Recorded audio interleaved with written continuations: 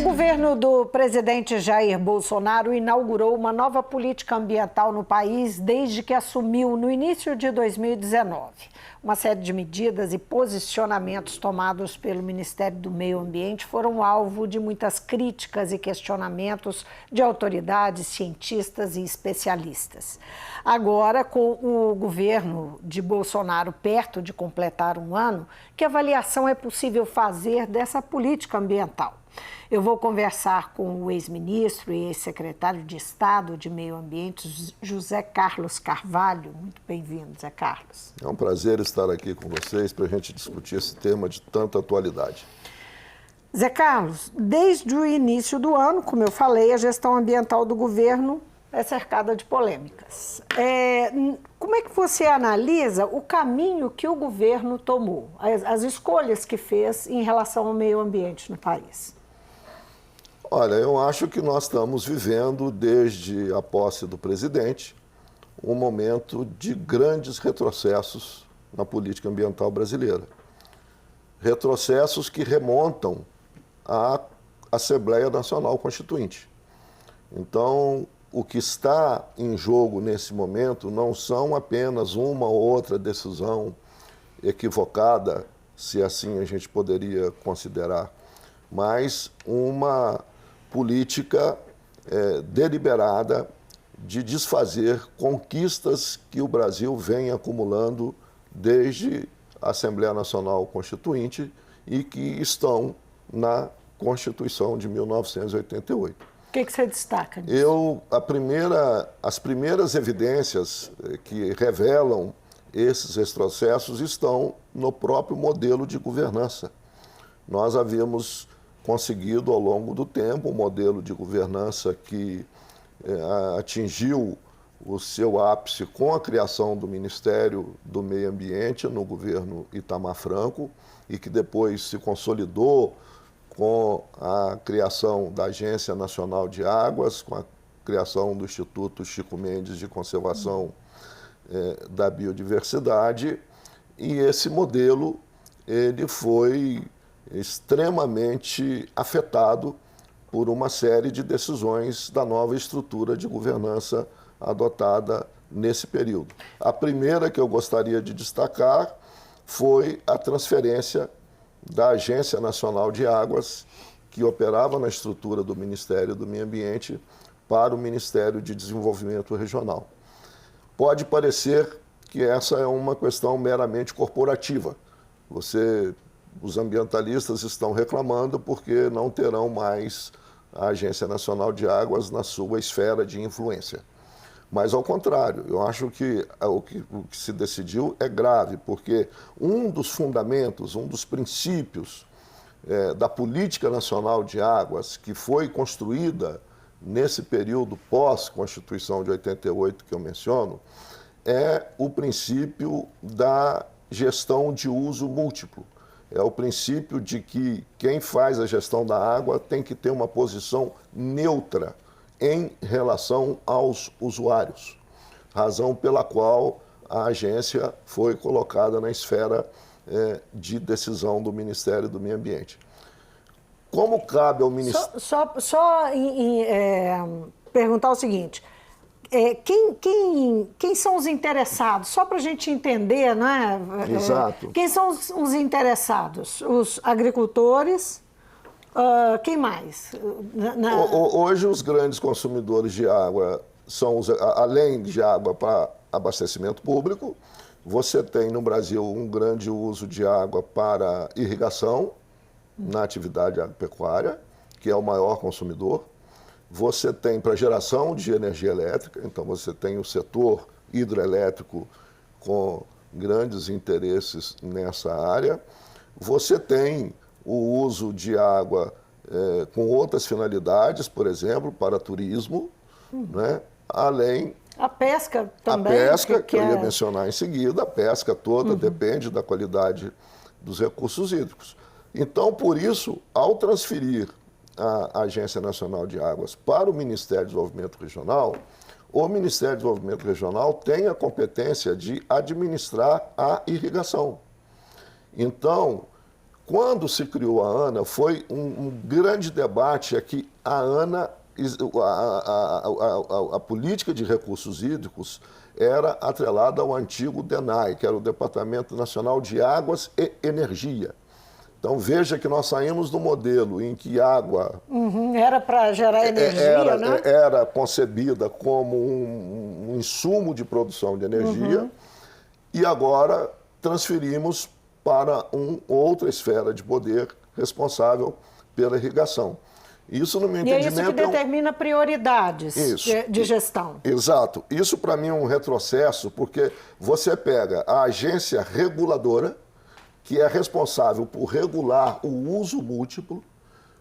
Isso significa, em outras palavras, regular o uso de tal maneira que todos os usuários possam equilibradamente ter assegurada a disponibilidade de água, e faz com que a agência reguladora fique subordinada à vontade política do regulado, na medida em que cabe ao Ministério do Desenvolvimento Regional regular o uso da água para a agricultura. Então, esse Você mencionou esse e destacou uma questão, né, da mudança que foi implementada, mas é interessante que essa é uma questão pouco explorada, né? Nós tivemos vários problemas que ganharam as manchetes e tal, mas essa é uma questão pouco explorada. Esse realmente não foi colocado com essa evidência com a qual nós estamos tratando aqui.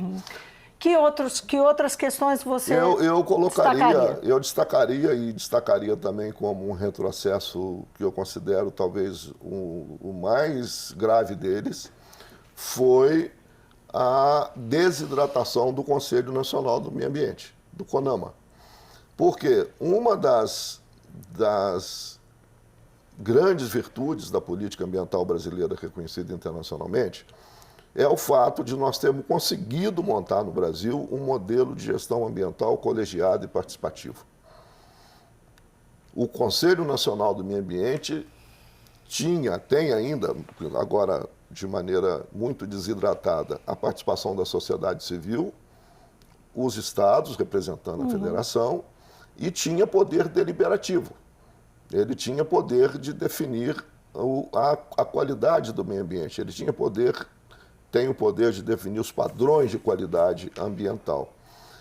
Esse conselho, que tinha em torno de 90 membros, foi considerado um conselho, na visão do novo governo, um conselho muito grande, e eles trataram... Houve uma caça aos conselhos generalizada, isso, né? E nesse contexto, isso não foi só no CONAMA, eles, no meu entendimento, eles fulminaram a participação da sociedade civil com a magnitude que deveria de ter no Conselho. Eles, e aí é mais grave ainda, eles desbarataram a federação, porque eles reduziram a participação dos estados, dos 27 estados, incluindo o Distrito Federal, no CONAMA para 5. É um recuo democrático nessa Sim, área ambiental? Eu acho que certamente. Eu acho que o princípio da gestão colegiada e participativa ele está sendo duramente afetado. E, aliás, o próprio governo não faz segredo disso, porque, como um governo autoritário, ele defende realmente que não tenha que ter conselhos, quanto menos conselho, para poder compartilhar o processo decisório mais adequado. Então, essa mudança no CONAMA, o CONAMA hoje fez com que a federação fique subrepresentada no Conselho Nacional do Meio Ambiente e a sociedade civil subrepresentada e até as entidades de classe do setor produtivo subrepresentadas. Né? Então, nós perdemos, eu acho que havia espaço para fazer um processo de modernização do CONAMA. Eu não defendo o status quo. Quando eu critico que as decisões estão erradas, eu também não faço uma defesa do status quo anterior, porque eu acho que toda política pública deve estar em permanente processo de aperfeiçoamento, mas aperfeiçoamento que implique na melhoria da qualidade da gestão e na melhoria da representação da sociedade. Porque quando nós tratamos de meio ambiente, nós estamos tratando de um direito difuso. Nós estamos tratando de um direito coletivo. Agora, os críticos mais, digamos, ácidos dessa política ambiental falam em desmonte. A palavra desmonte é forte ou ela traduz? Eu acho que a palavra desmantelamento, que é praticamente sinônimo de desmonte, em relação ao que foi construído no passado, ele está sendo aplicado, né? Além disso, de uma severa restrição na atuação dos órgãos de fiscalização. Pois é, essa é uma outra o questão. Terceiro ponto. Que isso já ganhou, digamos, mais visibilidade, aquela polêmica em torno do INPE, do IBAMA, não é? Exato. Então, além disso, nós temos hoje uma situação em que os órgãos ambientais estão sob uma vigilância do seu poder de polícia administrativa, das autoridades superiores, né, com declarações que enfraquecem, com declarações políticas das mais altas autoridades, do próprio presidente e do ministro, que enfraquecem a fiscalização, né, e que faz com que a impunidade acabe ganhando ainda mais força. O que aconteceu nas queimadas da Amazônia, agora já reveladas por investigação da própria Polícia Federal, é que havia um grupo de WhatsApp com um dia marcado para colocar fogo na extensão da BR-163, onde as queimadas se concentraram. Então, é essa a situação. Então, no meu entendimento... A postura do governo teria influenciado com certeza. Esse comportamento. Essas declarações, a postura do governo, não deixam de ser, no meu entendimento, uma espécie de assédio moral para reduzir o poder da fiscalização e constranger o agente público na sua responsabilidade, na sua competência de exercer a fiscalização tal como estabelecido na legislação. Agora, isso teve um custo para o Brasil, para a credibilidade do Brasil internacionalmente, né? Como é que você vê a extensão desse custo? Teve muito alarde, não é? E teve também uso político disso, a gente sabe. Mas dizem que o Brasil historicamente se firma, né, com sua política ambiental nas últimas décadas, se firma como uma nação, né, uma integrante da ONU que ganha respeitabilidade, ganha um lugar de alguém que respeita as regras ambientais e que é uma referência. Como é que a gente fica depois disso, na sua opinião? Você que já foi ministro, já sentou na cadeira lá e já lidou com, essa perspectiva, né, do país. Um dos desdobramentos dessa política interna errática, porque eu considero que são políticas inapropriadas, foi a sua repercussão no plano internacional.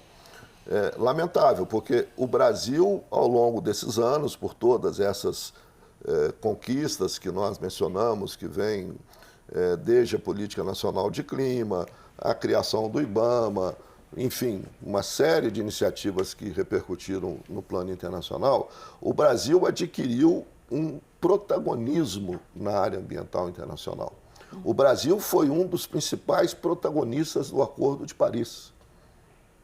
Nós nos legitimamos para desempenhar esse papel, né? E, infelizmente, hoje, esse protagonismo está sendo completamente desfeito, né? O Brasil chegou ao ponto de não querer sediar em território brasileiro a COP25, que é a Conferência do Clima, que seria feita em Santiago e que agora também, pelas ebulições políticas do Chile, foi desmarcada, então deixou de ser no Brasil e saiu da América Latina e vai ser realizada em Madrid.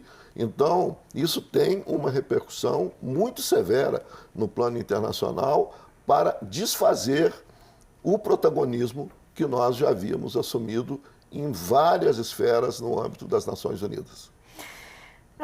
Enfim, você tocou na questão da Amazônia, vamos passar, porque senão não dá tempo da gente conversar, porque foram tantos grandes e trágicos episódios que nós tivemos esse ano na área ambiental e notícias preocupantes.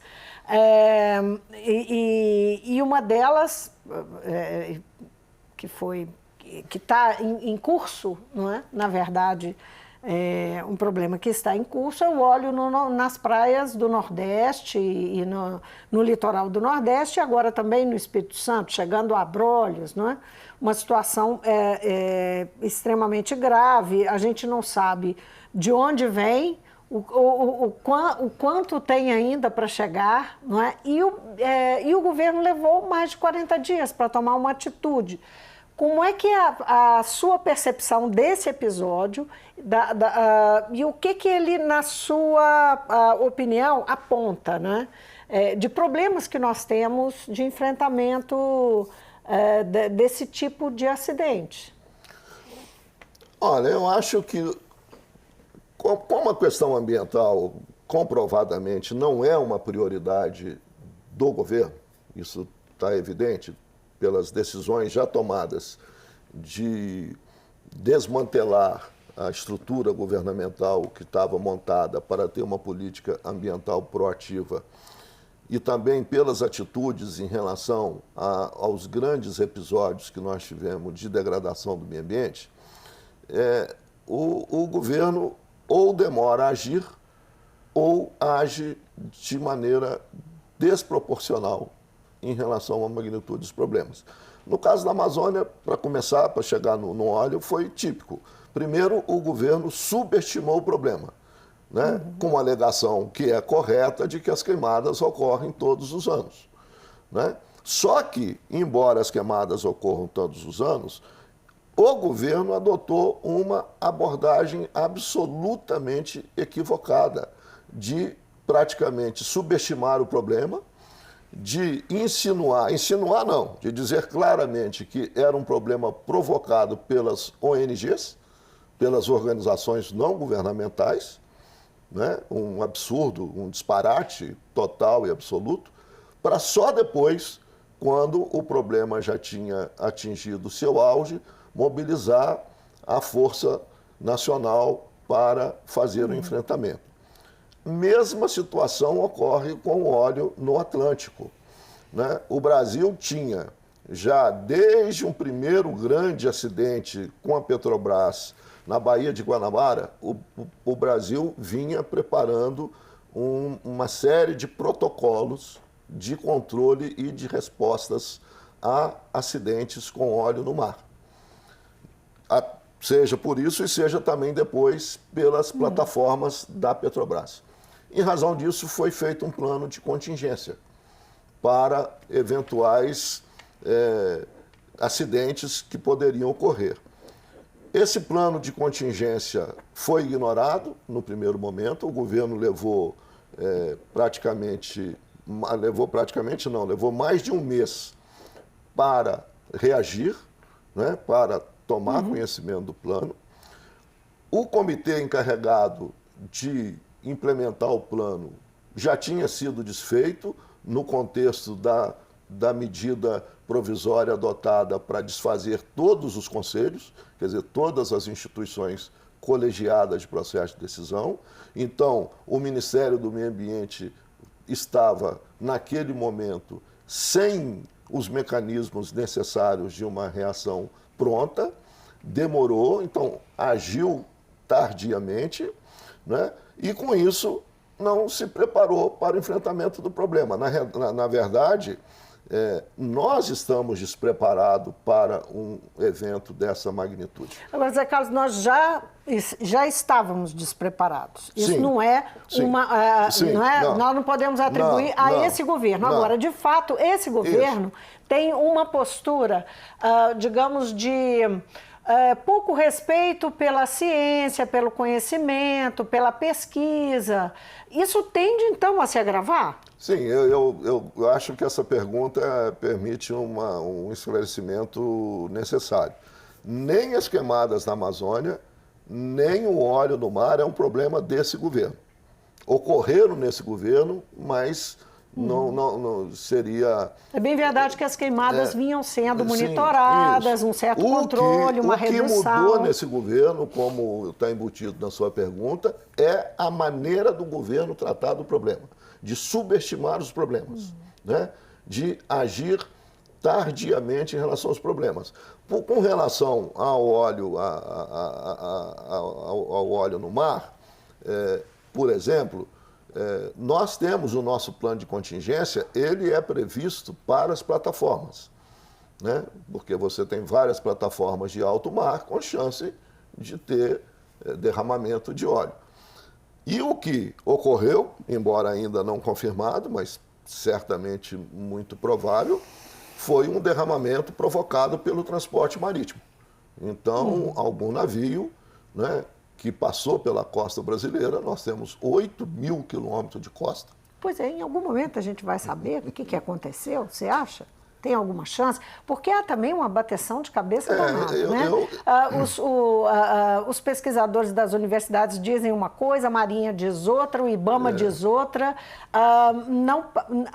Dá a perceber, passa uma impressão, pelo menos, para a gente que acompanha o noticiário, é que eles não trocam de verdade, não trabalham juntos.